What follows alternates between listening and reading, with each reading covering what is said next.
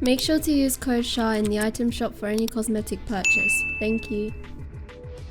Yo, what's good, boys? Before the video begins, if you guys don't know that I do own Nova now. The Twitter is for Nova, so if you guys do want to join, make sure to go follow my Twitter. It's at shahh with 2 H's at the end. Make sure to go follow my Twitter and make sure to go follow my Instagram. Ghost Shah is my Instagram. My Twitter and Instagram. These are going to be the two best ways for you guys to interact with me, for you guys to join this team. We're going to have so many people on it, like Derek and Jacob with 3 B's. I own it now with Derek and Jacob with 3B's, so I'm going to be looking for a lot of you guys to join. But yeah, make sure to go follow my Twitter. I'm out, boys. Peace.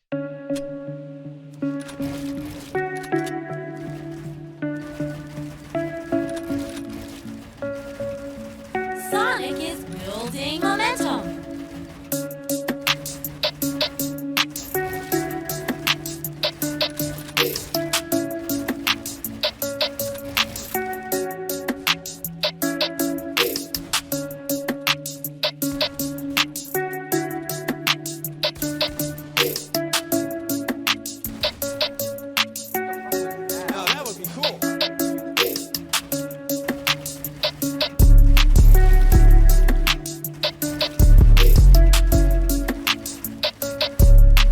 Never get that jump.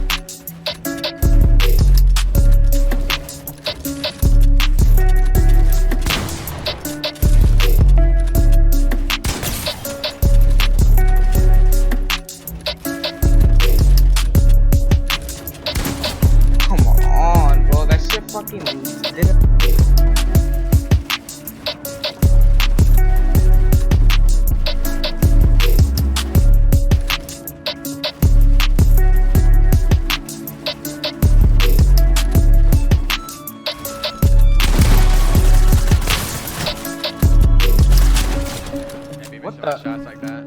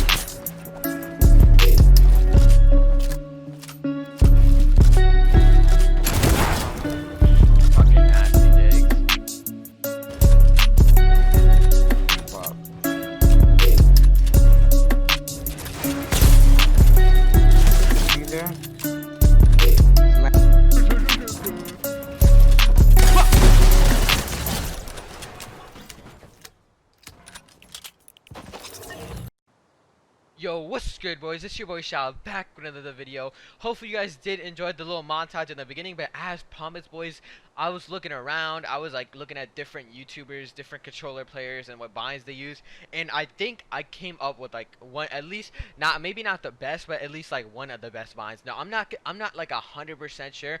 Obviously there's other binds out there, but I've been tweaking with my binds this past week so much. I switched so many things, boys, and I think I came up with the best binds that I could find.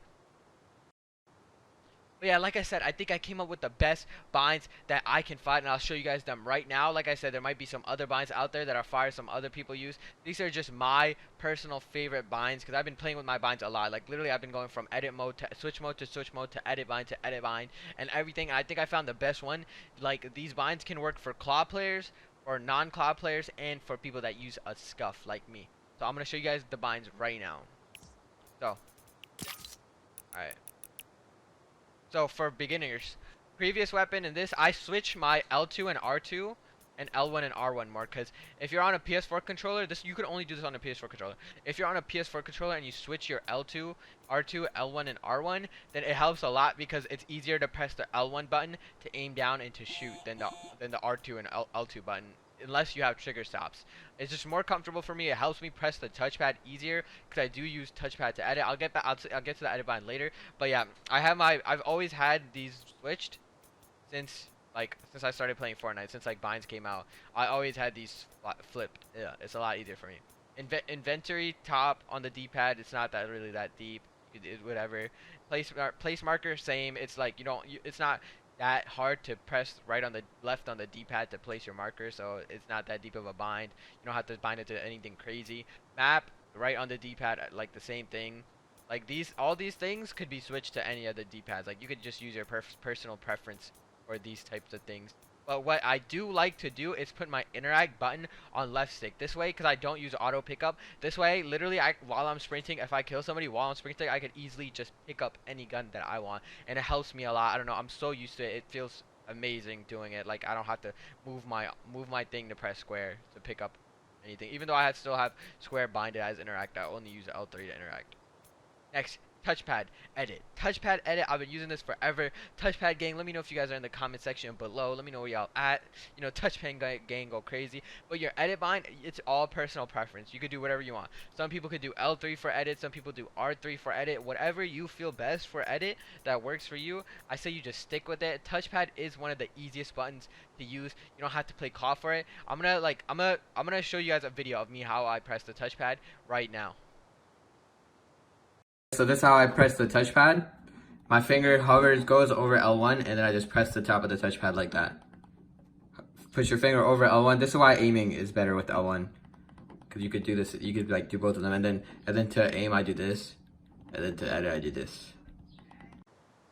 But yeah, that's how I press the touchpad, boys. You can do that without any claw, anything. It's just the only thing about it is if you do want to press it the way I press it, it's best to flip your triggers like I have flipped them, because you're like, as you guys saw, my finger hovered over L1, so I could aim right after I edit, and I could shoot as well. So it's best to flip your triggers for that too.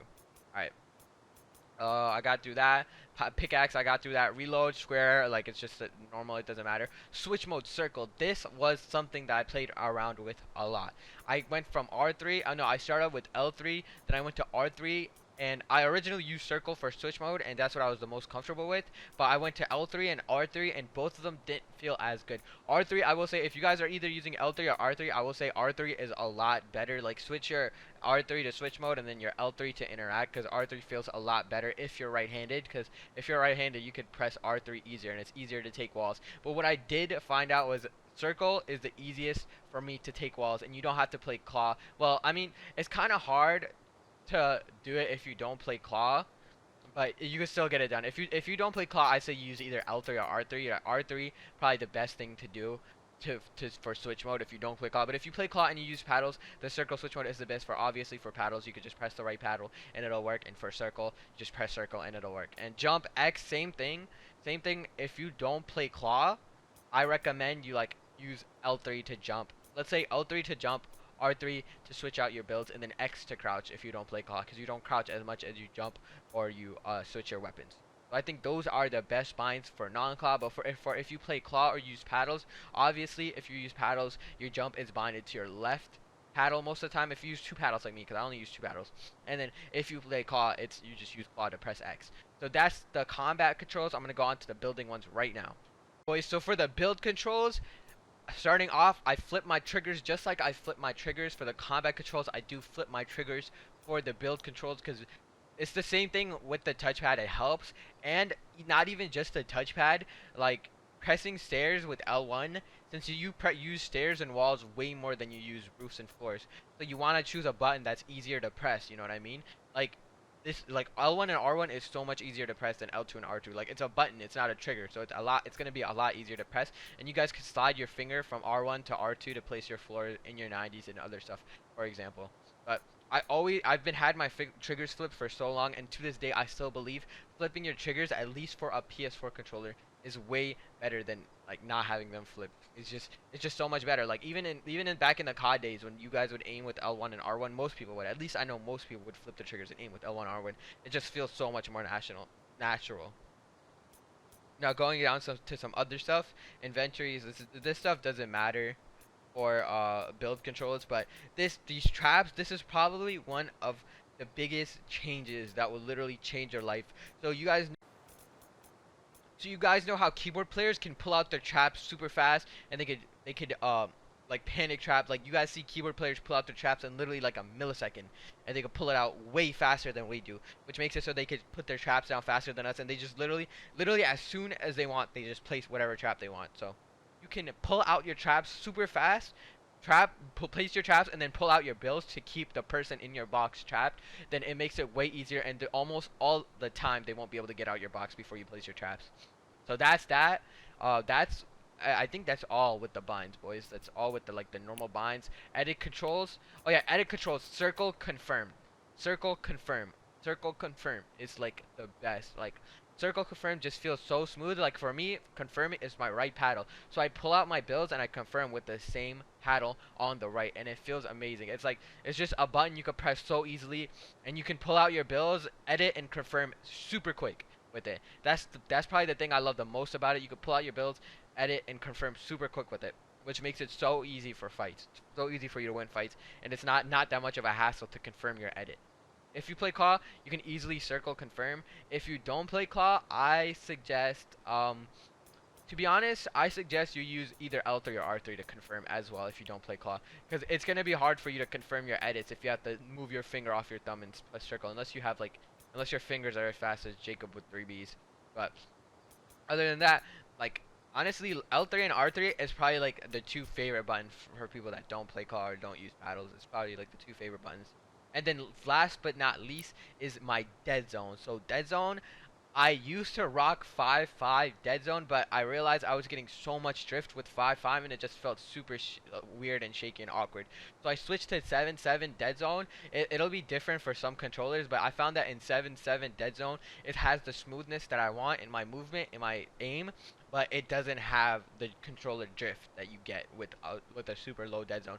So if the lowest dead zone you guys want without getting drift, I recommend 7-7 or somewhere around it. You guys want to play around it. You guys want to see, like, because some controllers are worn out more than others, so some controllers are going to have different controller drift. So you guys would just want to play around with your controller and see what bind gives you controller drift and what bind doesn't. So that's basically it, boys. That's literally it. If you guys do want to go back and see these binds again, you guys can go back and pause at whatever you want. I'm going to go through combat, so you guys could pause here. Build, you guys could pause here if you want. Edit, you guys can pause here if you want. And dead zone, you guys can pause here if you want. Let me know how these binds work for you guys. If you guys do want to follow me on Twitter at Shah with 2 H's, let me know how the binds work and how much better you got over day. Like, give me progress. I want to see the progress you guys made on Twitter. So make sure you guys do follow me on Twitter for that. And other than that, hopefully you guys enjoyed the video. If this helped you out even a little bit, even if you found one bind that you could that you could do better with out of all of this, make sure you guys please drop a like. Make sure you guys subscribe and turn on those post notifications so you guys never miss a video. We're going to be going crazy all summer long. It's almost summer. I know some of you guys might be out for summer vacation. Some of you guys might almost be out. We're going to go crazy all summer long. But yeah, hopefully you guys enjoyed the video. Peace.